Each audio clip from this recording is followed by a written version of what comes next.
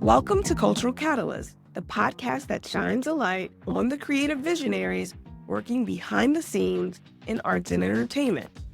I'm your host, Alison McNeil, CEO and founder of McNeil Creative Enterprises.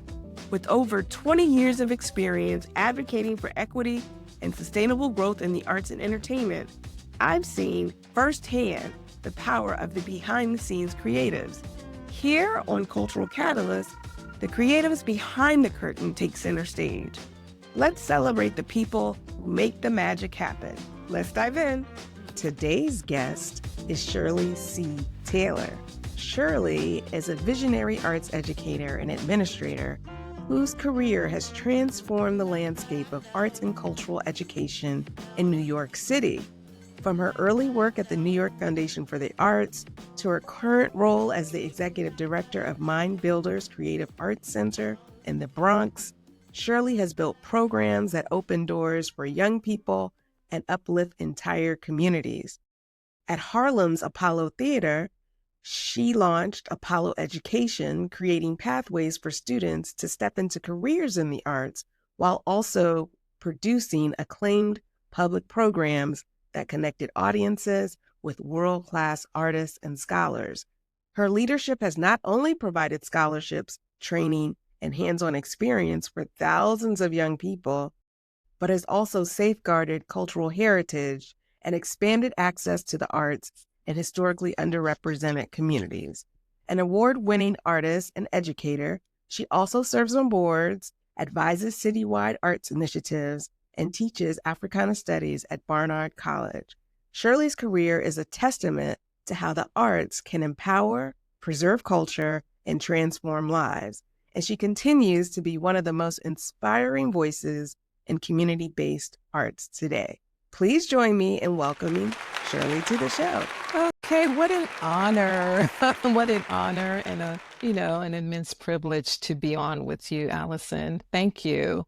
Oh my goodness. I am so grateful that you could make the time because I know you could be busy doing something else. And as we start, I'm so excited to learn about your journey and be able to share that journey with our listeners, because we know those that care about young people and arts education and what happens in community, they help create that through line that connects people to the art. And I'm in awe, and I'm so grateful for the work that you do and have done. Of course, we stand on your shoulders for all that you've paved the way for. And so I hope that as we begin this dialogue, we're able to highlight that for our listeners. So without further ado, you've worn so many hats in arts and cultural education across New York City.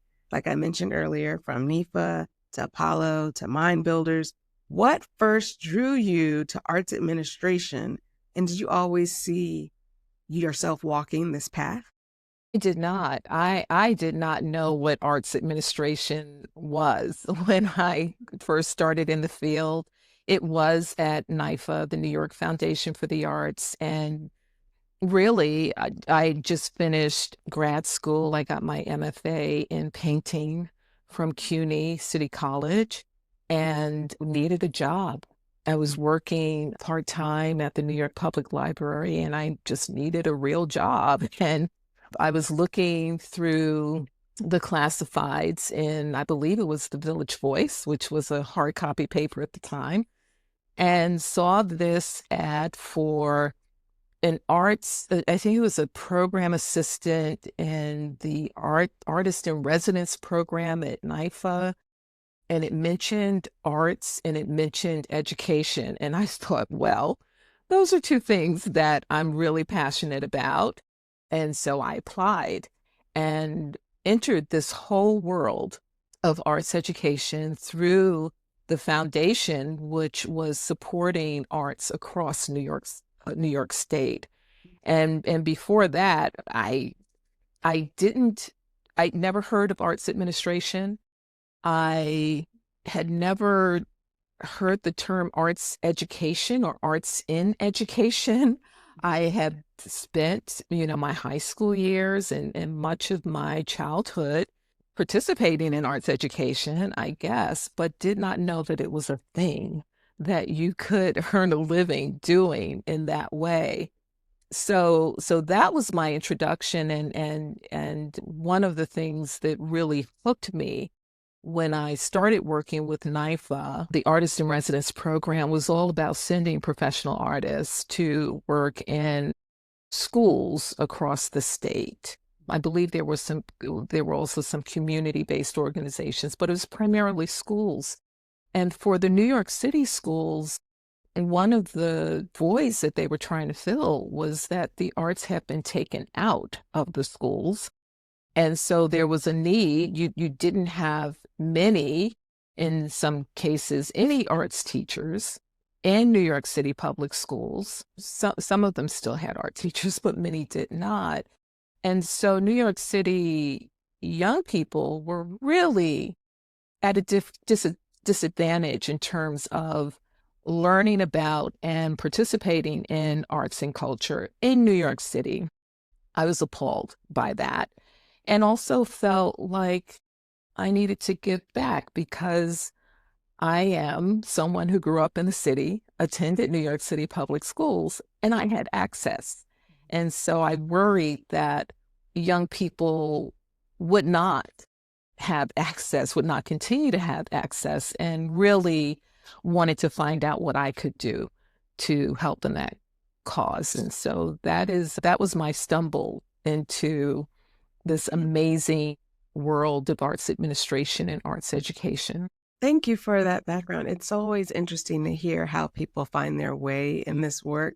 It's never the same, but it usually is curiosity, seeing a need, someone is giving you access, and then you lean into that. And at least that's what we're hearing in our conversations.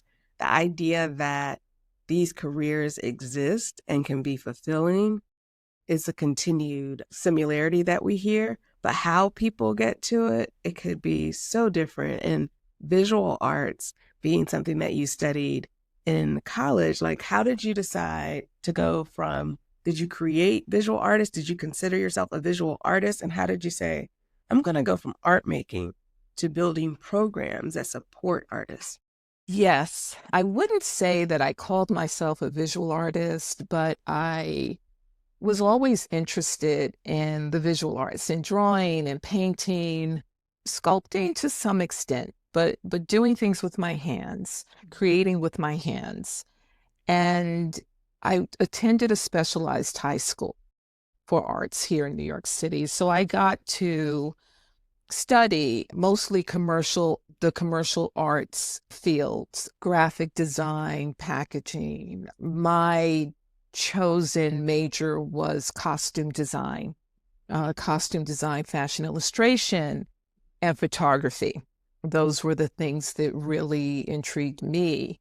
But by the time I finished high school, it was apparent that, how are you going to live? Will you be able to make a living in what is going to be a competitive field?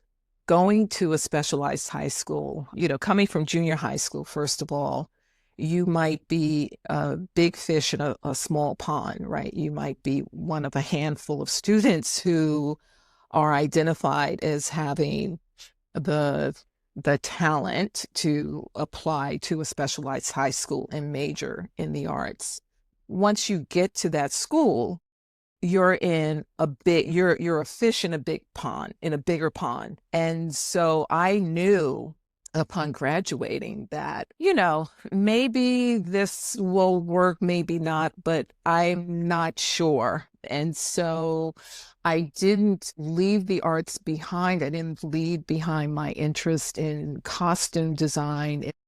In fact, I was designing costumes for, my sister was in the entertainment industry, and so I got some gigs to design costumes for her and some of her friends and, different artists that she knew.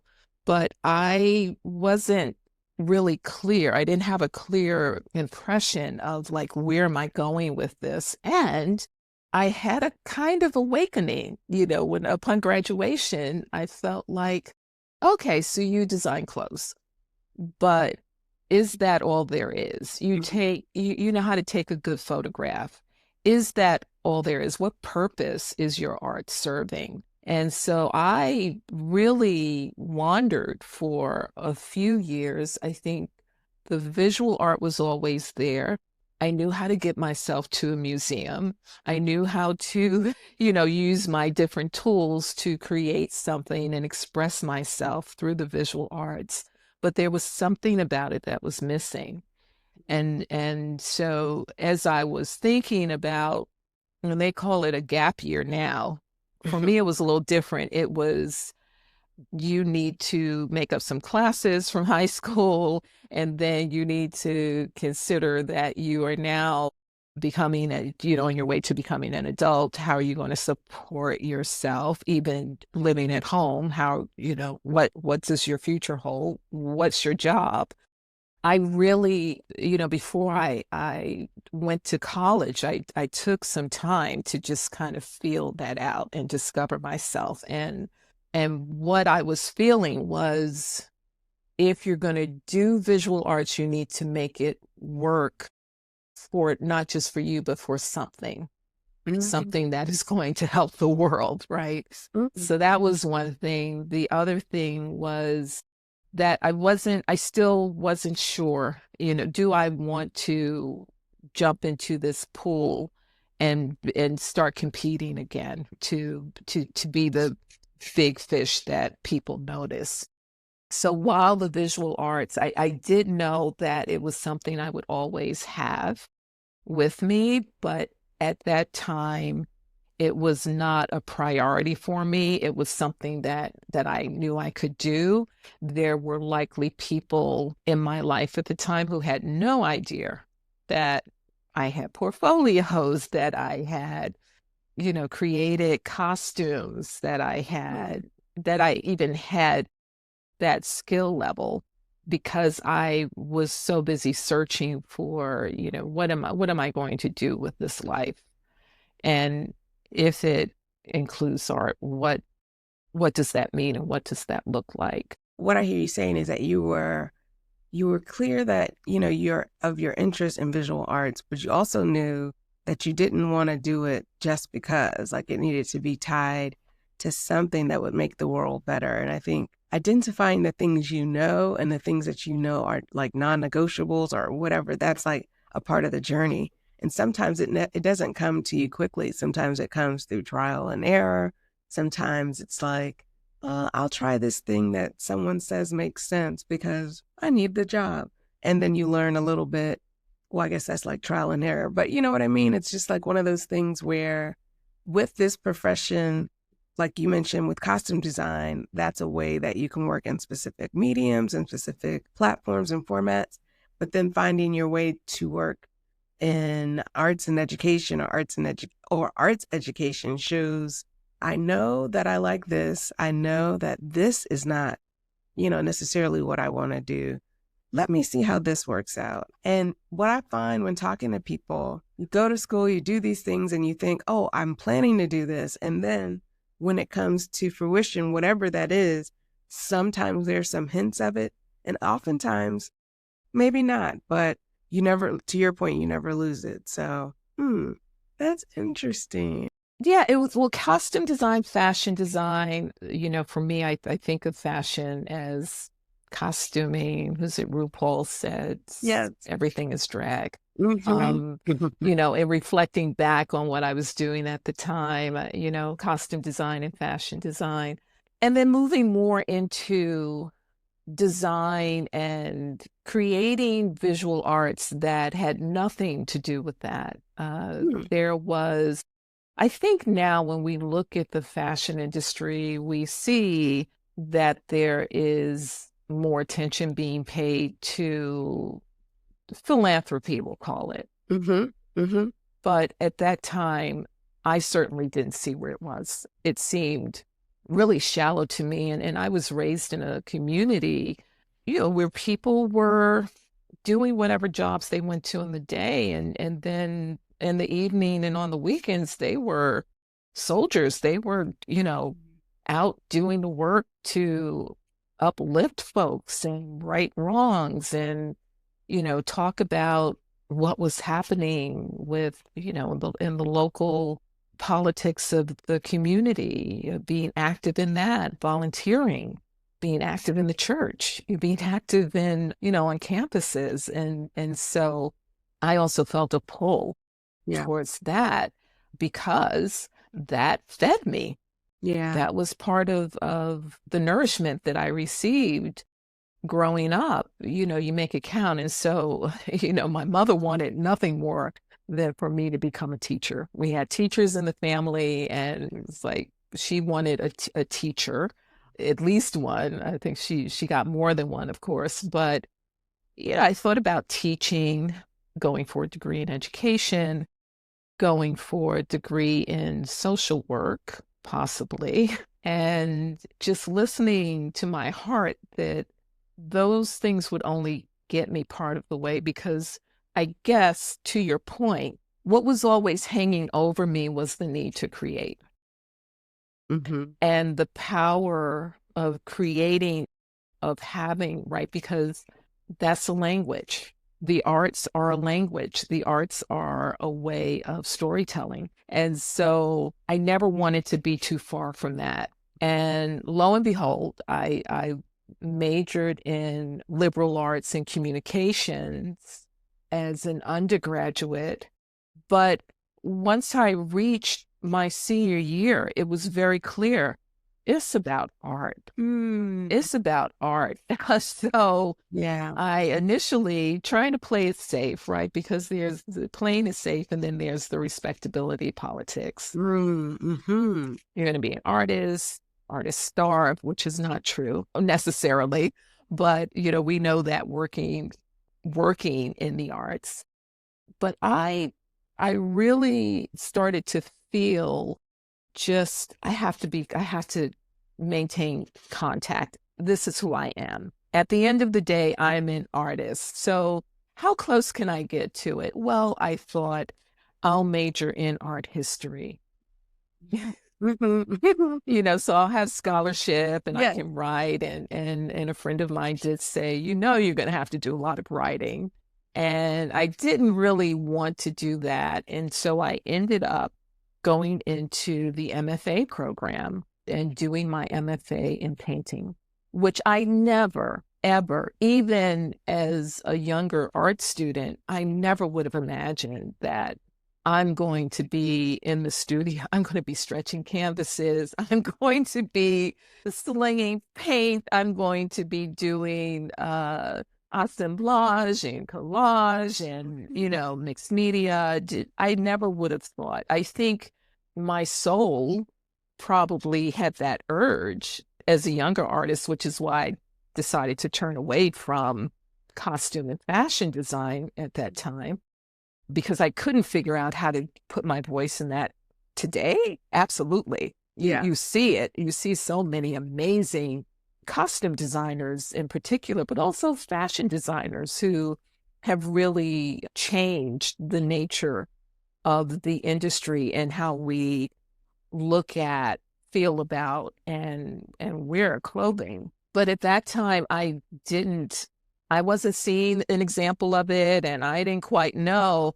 What I knew was that I wanted to be closer to the creative process, that I needed that. And to do it as a graduate student at the time, my reasoning was I may not ever get a chance to do this again. So let me just go ahead and see if I can find my way through college and through graduate school and create a body of work.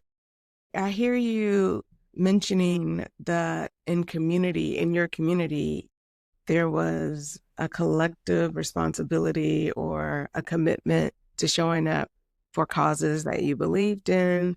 Of course, earlier you mentioned you didn't want to just do it just because, but then like when you figured out, oh, maybe this is how it shows up, it kind of makes sense how it could morph into that artistic practice that involves young people, because it's like ended up being all connected. And so one of those things that are fascinating to me about working in creative spaces is you can do that and you can work in creative spaces and be committed to one group of people or a way of supporting young people or audiences. And it doesn't have to be limited because you're in anything, actually. You just have so much of an opportunity if you can dream and if you're open and willing to be flexible in navigating the waves. Like, right. So when you talked about, your mom wanting you to be a teacher, or maybe I should major in education or sociology, I would argue that the work that you do has elements of education and sociological principles purely by the way that you design it within the artistic context. So it all comes together. We don't know that as we're going through the maze, right? And like with art, it's like one of those things that bites you, and you're like, I've said this before, but I feel like the arts chooses you, and like once it's sucked into your blood, I don't know, that sounds like a vampire, but it's like something you can't run away from. So the way that you were able to move it into other spaces, I think is something that I'd love to hear a little bit more about. Like, so let's talk about like, what does it look like? Okay, you establish different arts programs, student arts programs, later at the Apollo Education, major initiatives. What goes into designing programs that actually serve young artists meaningfully rather than like just checking a box? It depends. And I say it depends because there are so many different pockets that you can dig into. For me, it has been looking at what the need is. And then you used the word dream. And it's also about providing space for young people to dream. Young people who I can relate to that pull. I call them, the students who are trying to find their comfort zone or trying to find that thing that is them. It might not be sports. It might not be writing. It might not be science. Although today you see a convergence of all of those things in the arts, right? Sure. But I thought a lot about, as I started defining the work that I do as youth development in the arts, tapping into what young people need, and particularly young people in New York City. We are one of the most culturally rich cities in the world. I can remember a time when you could talk to students and say, what museums have you been to? And they would say, the big one across from the park. Okay, they're not talking about the Metropolitan Museum. Mm-hmm. They're talking about the Museum of Natural History because that is a big school trip. But they don't know, even the ones who are interested in art, or many of them didn't know when I first started in the field about the array of galleries and museums that are here, or how to look within their own communities, within their own cultures, to find the art, the inspiration, the meaningfulness, the stories. There was a need to make that process, to connect them to the process of finding that. And that's one of the things that I've taken into consideration with the work that I do in designing programs. The other thing that I had taken into consideration, and this really, this started when I first began working in youth development through the arts and was intensified greatly at the Apollo, is this notion that if you choose to do art, to be a creative, to be an artist, that you're going to starve, right? And you're going to be on the street selling your paintings. Yeah. And, or you're going to be, a very talented person who gets called upon to sing at, family gatherings, but that's about it, because you're one in a billion, right? And I knew that, number one, if that is true, that points to what we need to change in the society. right? Yep. Why are we in a society that supports that notion, does not provide opportunities and a way of living successfully to meet your needs, at least for artists, for creative people? So what do we need to change in the society?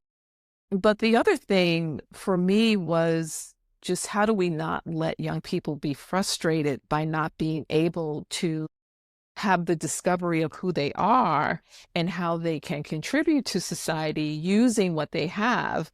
Why not? And especially in a city like New York that is so dense in opportunity in arts and culture. And I guess we can circle back to just some of the persistent issues that the arts and culture community still faces in New York City. Just the lack of funding, right?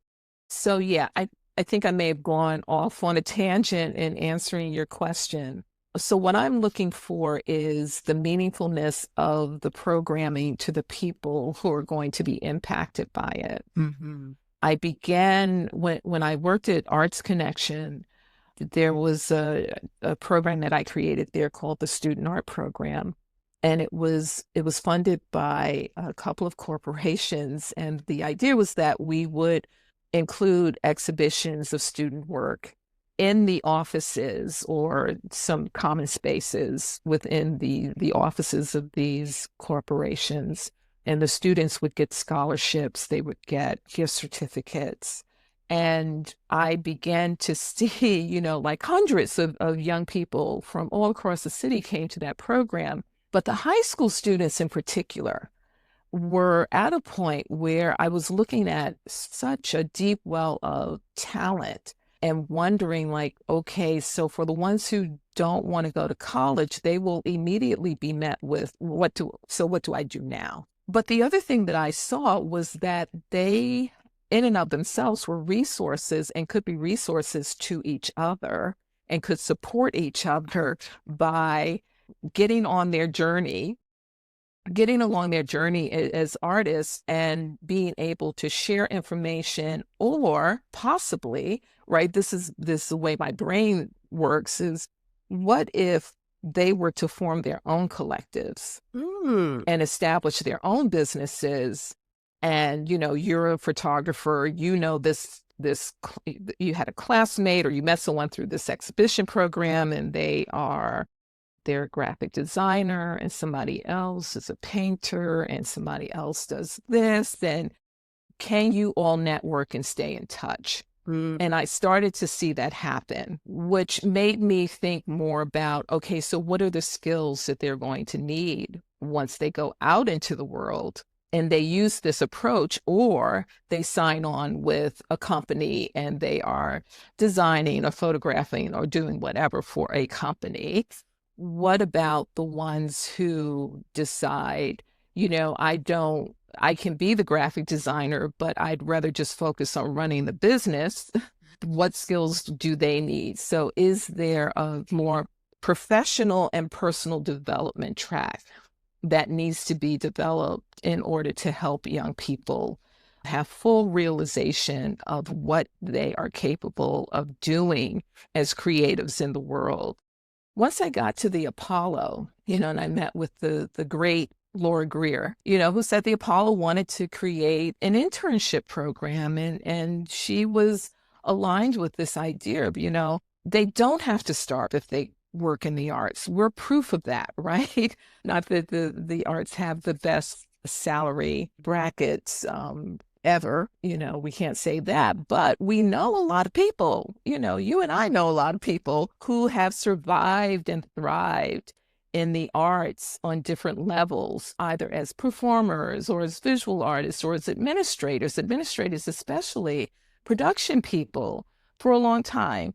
And so, the Apollo wanted to, there was a desire there to expand an existing corridor of program offerings that were aligned with career development. And so I came in as a consultant. Here's what you can do. Here's what it can look like. here's what you doing the assessment of the need, doing the assessment of the environment, and then eventually working with the Apollo as the director of education to be the architect of what became Apollo Education. And the central piece of that program, which has expanded tremendously since I started in 2006. But the central piece was around this thing called the Apollo Theater Academy, which would train young people not in what we already had a lot of, which was how do you sing, how do you become the singer, the dancer, the musician, the actor, but behind the scenes. Mm-hmm. How do you manage the programming? How do you create the programming? How do you manage it? How do you make sure that people get paid? Right. What is your skill? Do you write well? Are you interested in maybe marketing, public relations? Who's working the lights? Who's working the audio? Those are jobs. And so it really became focused on the skill development and training, but also putting value on it and making sure that young people were getting paid. This is real. You're interested in that. So many young people would apply to the program. And again, these were high school students. They would apply to the program and they would say, I run the sound, I set up the PA system at my church. Mm. And that was totally exciting because we were like, well, okay, you've been doing that. We're going to bring you in. You're going to work with real audio techs. And not only will you take a new skill set back to your church to improve on what is happening there, but you will also learn about the different avenues within audio, being an audio tech, that you can go down with these skills and with this training.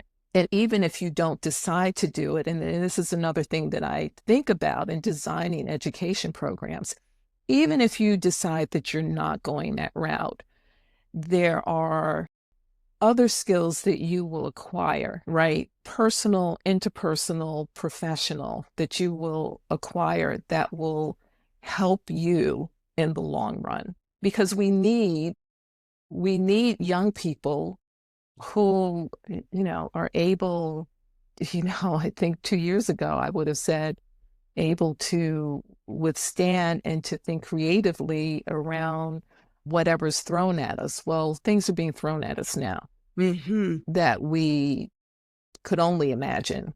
And so what does the whole young person look like? What skills are we imparting them with?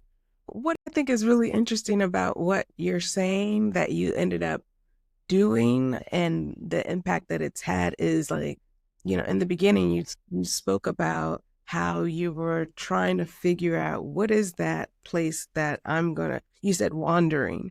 And like what I hear you talking about now is like, not only have you, and I know this was 20 years ago, but also continuing today, not only have you created space for those that also might be like, I don't see myself in science or as a singer or as a lawyer, but I know I like this.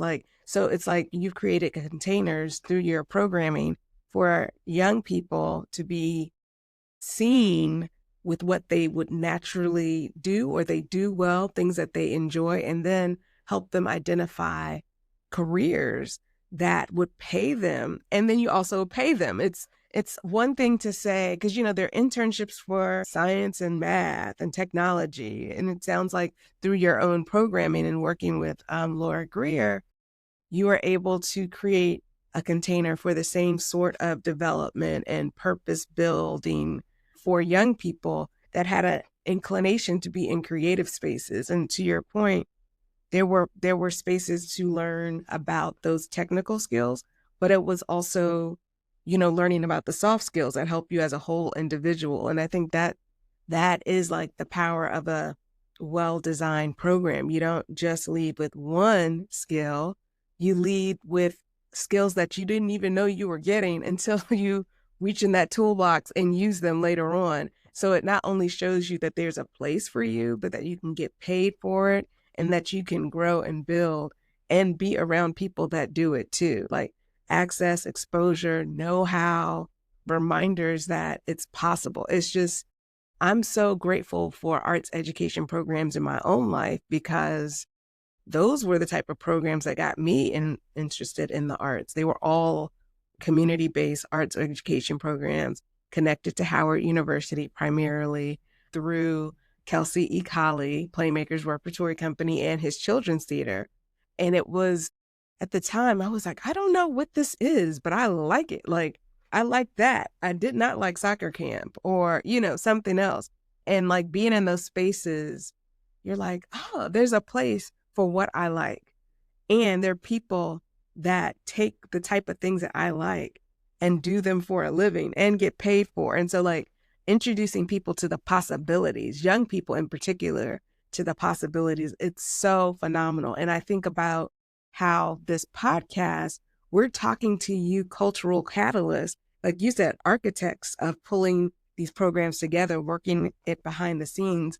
We're talking to you to talk about how you've done it, but you're literally doing it. You've done it. And so I'm so grateful that as you thought about how to design the program, the thoughtfulness behind the whole individual and just placing people with people that could help them see the possibilities. Because part of it is like access to the opportunity. Part of it is seeing yourself. And then how do you do it? And, I know that you worked at Apollo Theater for some time, and now you're an executive director at Mind Builders. And so I imagine the roles, there might be some overlap, but there might be some difference.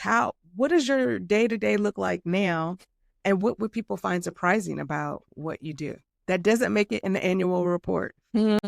Well, I have to say at heart, I'm a programming person. I like designing programs. I like, and putting in all of the bells and whistles. How are we assessing and evaluating the program? What does I'm a strategist, right? What does it look like 5 years down the line? What is the impact? And then let's work backwards from there to figure out what the steps are going to be. That's another important element I hear you saying. You got to think about, what do you hope happens because the program exists? And then as you keep that in mind. Absolutely. And if I could just circle back to Apollo, certainly, which is I think, a good example. What does this young person or these young people, what do they look like when they are walking out the door? This is something that I always ask people who are designing programs, people who are designing events. What are people saying as they leave your event? What is this young person saying they have gotten from the program once they've completed it? So it was with that in mind, like what I got from this, I am just really filled with emotion when I think about just some of the different stories that have evolved over the year and still evolving, because that is still a very strong program that is attracting students, young people to the Apollo now. At Mind Builders, moving into an executive director role, I don't get to do programming. I've thought up, I've had some programming ideas. I thought, Mind Builders was established by a parent from the community from the Bronx who wanted her child to have access to dance classes in her neighborhood. And so 46 years later, this is still standing as very impactful community-based arts education venue in the city. But it's mostly dance and music. It's mostly performing arts, dance, music, theater. There is martial arts. There is a humanities program where students engage in collecting stories from culture bearers from the community. What was missing for me was that element of, okay, but how are we training them and giving them the real work experience here that they can take out into the world and grow? And I wanted to see that happen with production. Now, we don't have a performing space we have studio space, but we don't have a performing space at Mind Builders. But even something like, how do you set up make sure that the Bluetooth is working in the studio so that the dancers can do their thing? That connects to production. Yep. And then we go outside of Mind Builders in order to find other opportunities to train young people about these different careers and roles behind the scenes in case they're interested in that, as well as media. So I don't get to do the type of programmatic building and structuring. I basically let the people who are doing the programming deal with that. We have an amazing head of our programming department who, took the idea of this production program for young people and ran with it. And first year we piloted it. Last year we used students who were part of our band primarily to take on that opportunity. So they were interns during the summer, and you could see so what I live for now is less the hands-on, like I'm doing it, I'm shaping it, and more the handing it off and getting word back that, wow, the way their faces lit up once they had set up all of the microphones, or recently they went to Lehman College, and the way their faces lit up when they saw all of the lighting equipment and the boards and all of that, and listened to the production director there talk about what their job is. I take that and then I go back and try to figure out, okay, how do we get the money to keep it going? Talk to me a little bit about that, because I know oftentimes executive directors have a large responsibility for fundraising, whether they are the sole fundraiser or they have a director of development. There's some element connected to that. And going from someone that has been in the space where you're creating the programs, seeing the impact that it has, it helps you to kind of feel like, or it helps you to be able to tell funders what it is that you're doing, the impact that it's making. But with funding changing constantly, how do you navigate that as an executive director? It's scary. Yeah. It is scary. No one wants to be at the helm of an organization that does not have enough resources to keep it going, especially when we're looking at such great need. Mm-hmm. So, yes, a lot of my time and energy does go to thinking about this. What are the strategies? We have a wonderful head of our development team, which is a very small team. They do an amazing amount of work to bring in the funds.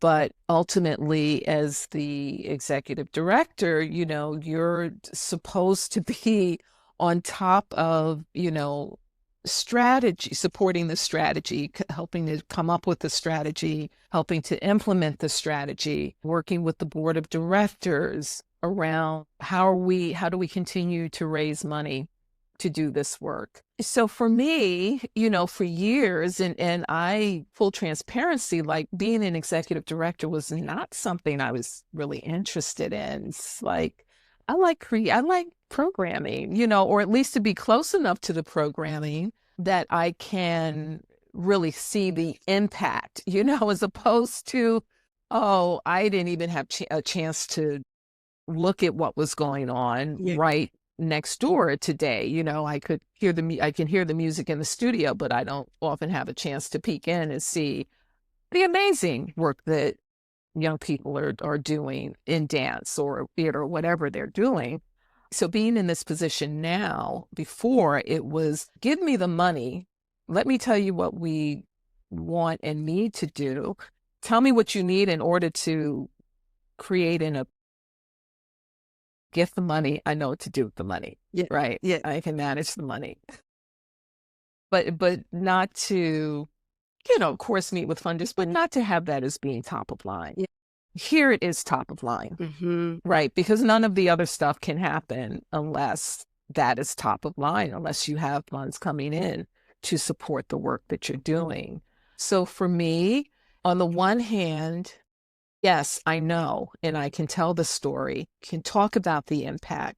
I do think it's always best, and this is something that I did not always see happening when I was running programs. I think it's best that we pull in the people who are doing the programming to talk to the funders about what they're seeing. Mm-hmm. Because when you're the programming person and you're seeing it firsthand, what comes out in your description of it is a level of emotion that will drive what you're saying to the funders so that they can ideally, not always, but ideally get an understanding of the impact of this. And also the nuance, because it's like taking it from the written word, but like seeing someone light up as they talk about it. There's a difference. And I can see how, if you are in it, how you tell that story you're so close to it. But as someone that's one step away from it, you can describe it and you can still even depict the impact, but it just there is a texture on it that's just slightly different. Ever wish you had a clear way to describe the real impact of your creative work? Well, that's why I created the Impact Roadmap, a practical guide to help artists, cultural leaders, and consultants describe their impact with clarity and use it to strengthen their storytelling, fundraising, and strategy. Grab your copy at mcearts.com and start mapping your impact with confidence and purpose today. Would you say there are other distinct skills that help someone that thrive maybe when they're designing programs versus maybe an executive director? Listening, getting to, so as I said earlier, I don't always, when I'm at the Arts Center, I don't always leave at the end of the day having looked around at all that's going on. Mm-hmm. And I'll tell you a funny story. When I was interviewing for this position and I went to the center and I was about to leave, it was the coldest day that year. It was at 2023. It was just like the temperature was like 7 degrees or something. And, I was expecting to just like, okay, let me go home and unpack the interview and, what's happening here. And as I was leaving, it was dark. Of course, it's the middle of winter. It was about 4:30. And I looked around and I realized, oh, there are young people, kids are coming in for the after school program. It's a Friday evening, bitterly cold outside. And here is this student who has just changed into her clothing for ballet, to take ballet class. And I thought, I want to know why, because you could leave school. Yep. Go home. Right. And it doesn't look like, oh, I'm here because my mom says I have to come. It is methodical. It is, I need my shoes. And I thought, I want to know why. What is it about this experience that is appealing to you? What is being touched inside of you that has you come out on a frigid evening, change your clothes after a long day at school, and take a dance class?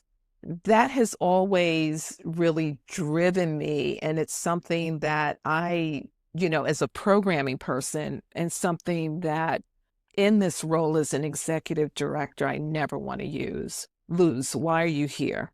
What is it about this experience that makes you want to come back, that makes you want to keep doing it? And I'll tell you, Alison, when you ask young people that question, and I would say, I don't think it's just at Mind Builders. I think it's in many different spaces now. They will tell you. They will tell you what intrigued them. They will tell you what they learned. They will tell you what scared them.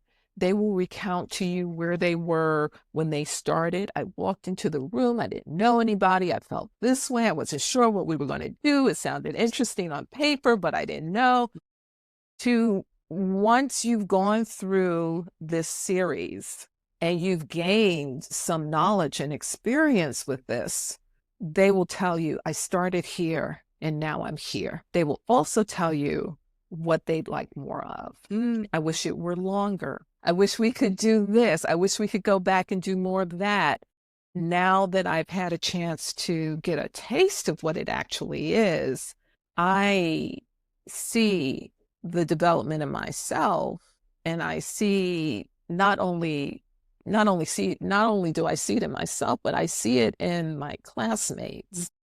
It's so rewarding. It's so rewarding because you can see them being touched by something that at some point touched you too. And it's like, oh, you feel it too. But also what we're doing is making a difference, and communicating that to funders in a way that remains true to who you are, but also communicates to them the impact, both in, your desired outcomes, but also maybe some that weren't desired, but are unanticipated, and still supporting the thriving of the program. It's just so rewarding. I remember as a young person in the programs that I was in, it was everything from, did I learn that step right? Or will I get the part in the show? To, I can't believe he didn't call me back. Like, it was all the things. And the teachers helped guide us through the entire experience, and the regulation that you need to get rejected sometimes, but also get the part sometimes. Like, all of that is a part of things that you take with you into your world as you grow up. And in the part around,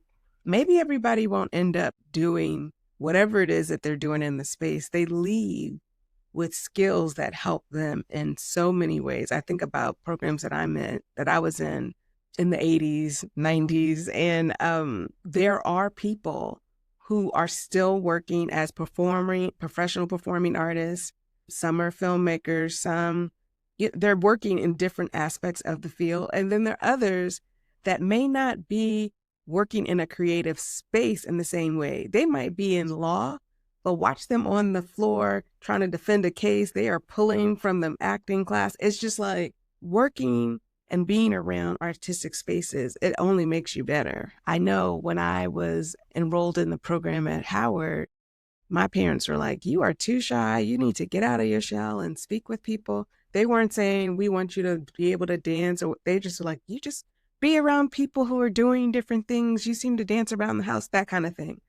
And it literally changed my life. I don't think that they even knew, well, they couldn't have known then that 40 plus years later, I would still be connected to this work in some way. And I hear you talk about the level of intention and thoughtfulness that goes into what is designed, and, how to get it funded and who's involved. And then ultimately the impact of it feels like there's a lot that you pour into people.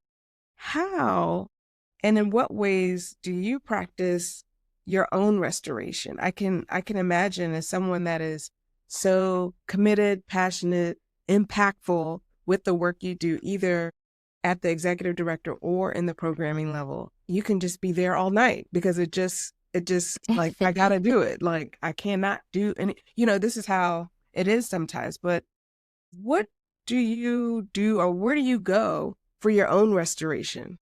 That's a great question. Well, first, let me just add this about, being the ED as opposed to being the programming person. I think, as an ED, and certainly deciding to take on this role, a role that, again, I wasn't necessarily interested in leading an organization, but I'll come in and design the heck out of what it is you can do to achieve the mission.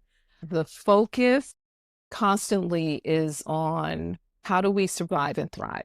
I believe very strongly that organizations like Mind Builders in particular, for me, harken back to, what was really part of my upbringing, which is that the community folds in to support you in what you do. I can still remember a young woman who was my mother's, a member of my mother's choir at our church, reaching out to my mom and saying, I want to take her to see Jesus Christ Superstar at the Riverside Theater. She didn't have to do that. She wasn't asked to do it. She wasn't asked to babysit. She's just like, I think she would enjoy it. We're going to make an evening of it. A friend of mine is going to be with us. We're going to have dinner. order something on the menu that you haven't had before, and then we're going to go see this live performance. And so, and I was fortunate to have, several people like that in my community, to be in a community where there were artists.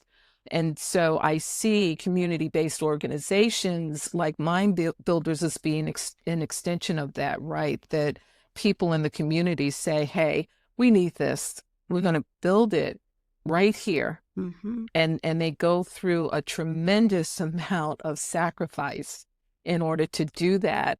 The least that I can do in whatever amount of time I have in this space is to do what I can to improve it, keep it going, make sure that whatever needs to be in place is in place. And so, and it keeps rolling along, right? Yeah. So that takes a lot of energy. When you're working more directly with programs, I think that there's more of an opportunity to replenish and restore, because you're seeing those examples that we were talking about, ideally consistently. Not that there aren't frustrations, because there are a lot of frustrations. It's very hard work running programs, but you're in touch with it. So it's not just someone coming to you and you vicariously like, oh yeah, I know the globe that you're talking about. I'm so glad you got to see it. Now let me go back and figure out if there's, where are we going to get the funding to sustain it and do more of that? And so I would say that I've only come to understand the necessity of restoration maybe in the last 2.5 years. Yeah. I think I was doing something all along. Oh, I need to take a break. Oh, I need to go away. Oh, I need to go to the museum and see a show.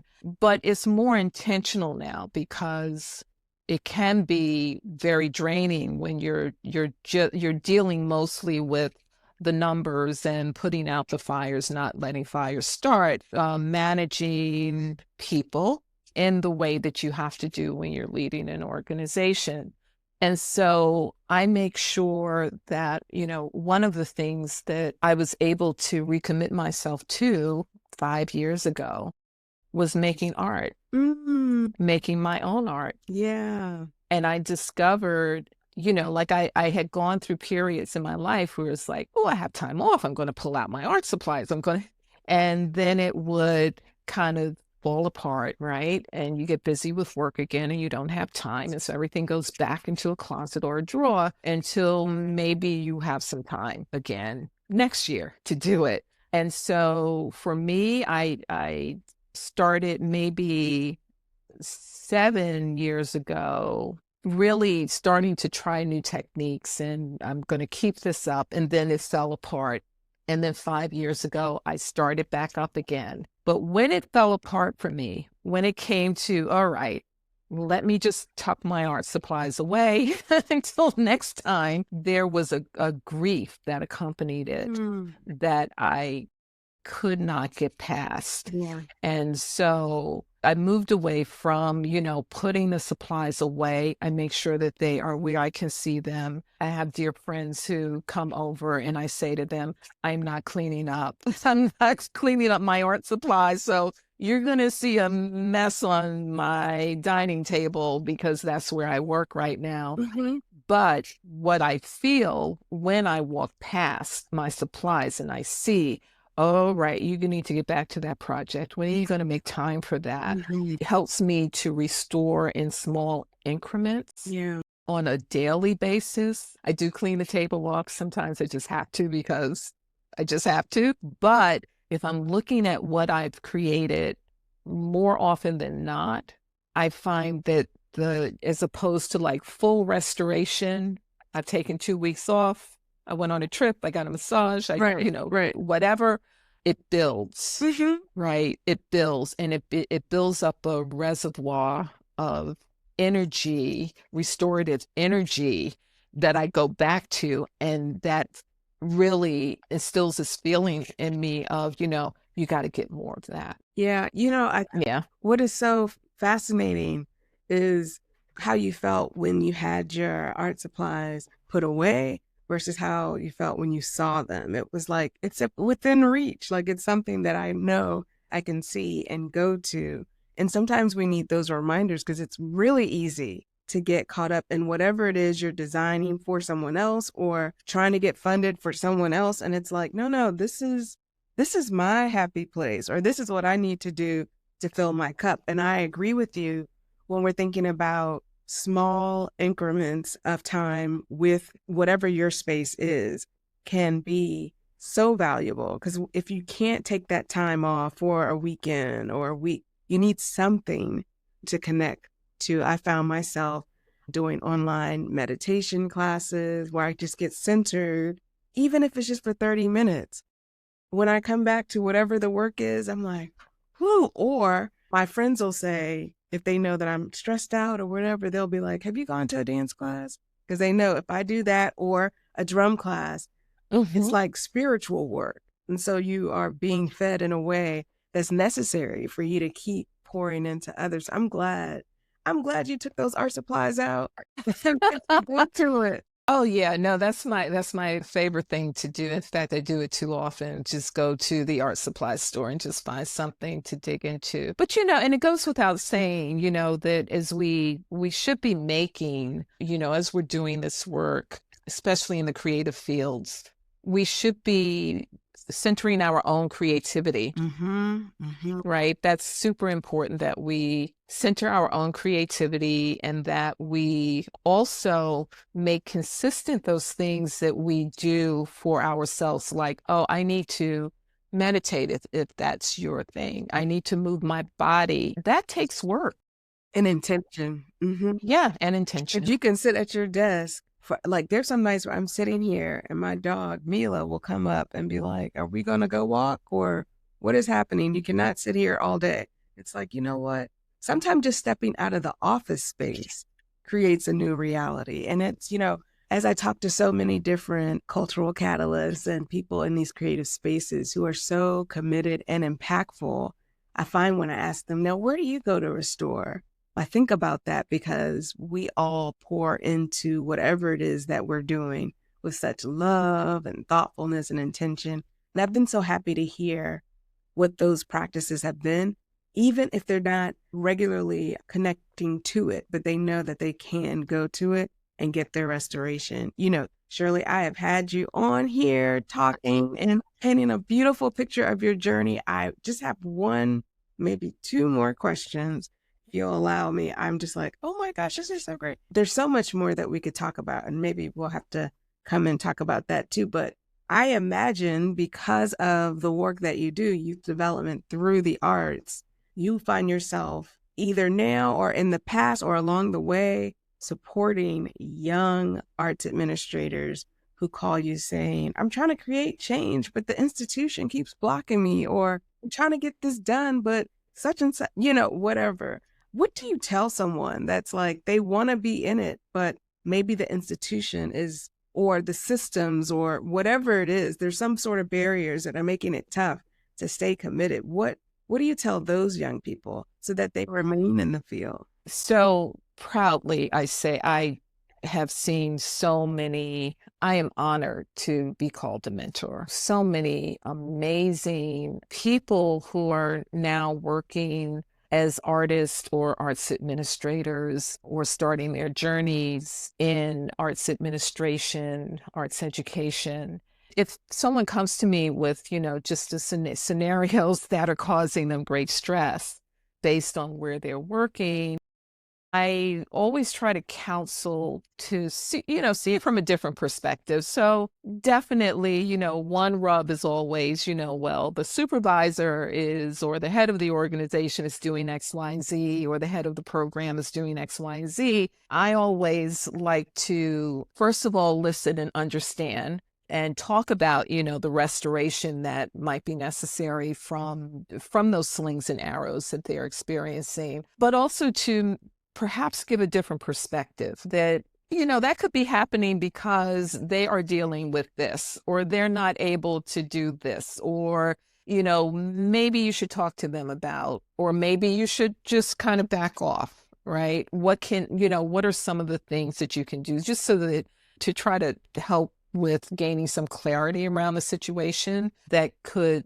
just be seen as this is something that's going against me. Yeah, everything seems so serious in the moment, but then when you have someone that can brighten your perspective or widen your perspective about the possibilities of what can be happening, that is crucial. And that's not just something for young arts administrators. That can be something that you talk to your own contemporaries about. Yeah, talk to myself about, right? Listen, the self-talk is real to get through some of these days. I always think about that. And like for people like you that have, created space for people to learn and grow, and now they're doing their own thing, you're mentoring them. Those things happen because of your heart, your interest, your skill, and your intention. But what ripple effect do you think, or do you hope happens because your work existed in the community? I have the same hope for those who are interested in doing this arts administration, arts management, arts education work, the same hope for them that I have for the young people who are experiencing the programs. And it's that they will find their groove and continue to do the work. I am always keeping an eye out for the person who can come in and do my job, my current job.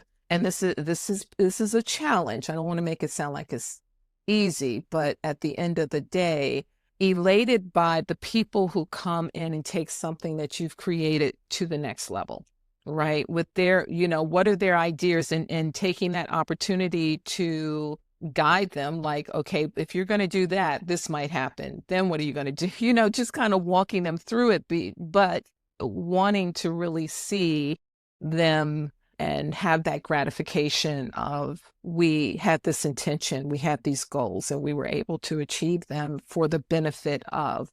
I'm hoping that in the field, we're not in 10 years, 5 years even, dealing with some of the same issues that we're dealing with now.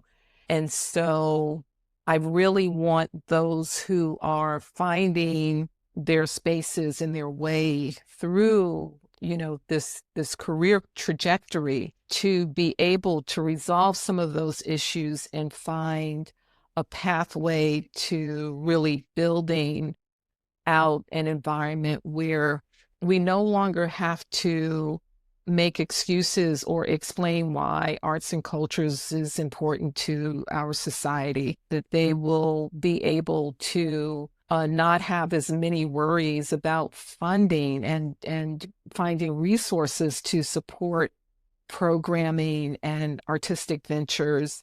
I'm hoping that they will find a way to tackle some of the issues that we're having about where technology and arts meet up, and resolve some of them so that they don't raise as many issues as some of the ones that I'm seeing right now, especially in administration of the arts.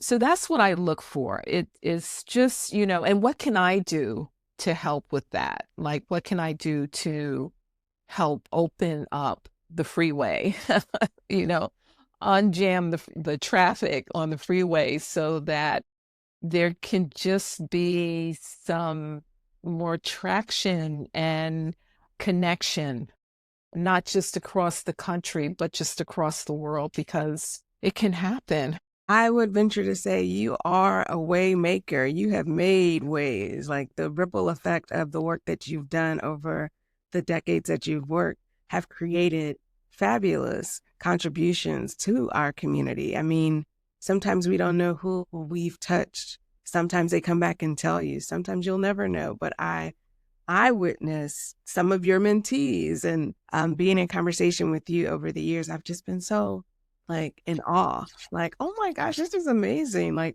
And to see that at this time, your commitment, your dedication, and your continued curiosity about how to support its evolution is so inspiring. And I think that's why you're a cultural catalyst.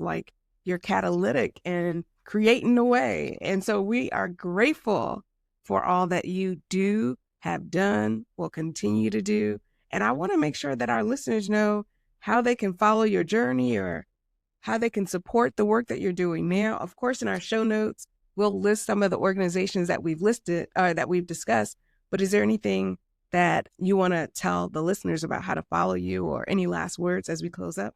So, yeah, it would be really slick if I could say follow me on social media, but I'm not really checking for social media.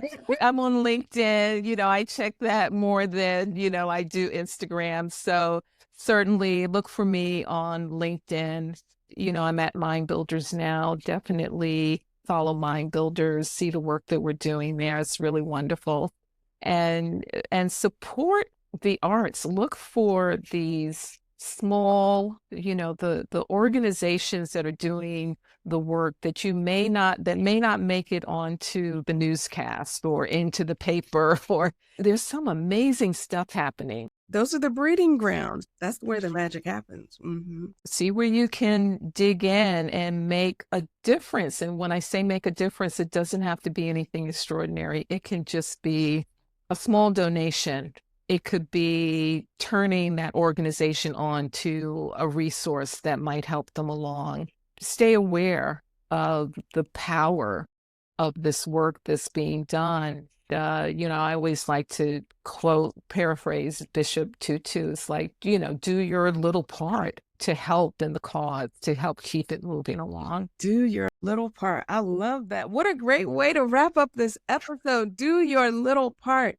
Each and every one of you, we all can contribute in a multitude of ways. And I don't know about you, but I'm going to be thinking about that as I drive to pick up my dog, which is what I'm going to do now. I'm going to be like, is that little part? One of our other conversations, I don't know if your episode will happen before this, but he talked about what is your simple truth? Like, what is that truth you continue to go back to that lets you know you're in the right space, that you're creating what it is that feels in alignment with who you are. And it kind of reminds me of, the truth, your part, like both of them. Whoa, y'all better drop the gem. I love it. Thank you, Shirley, for taking the time. Alison, it's been a pleasure. Thank you so much for having me. All right. Thank you for listening to another episode of Cultural Catalyst. Please continue to stay tuned for our next conversation. It's bound to be just as enjoyable as this. Take care. Thank you for tuning in to Cultural Catalyst. If you enjoyed today's episode, make sure to subscribe to the podcast and follow us for more inspiring stories from the world of arts and entertainment. You can find me on social media at MCE Arts and Alison T. McNeil on LinkedIn. Please leave a review and tune in to our next episode for more creatives behind the curtain. See you next time.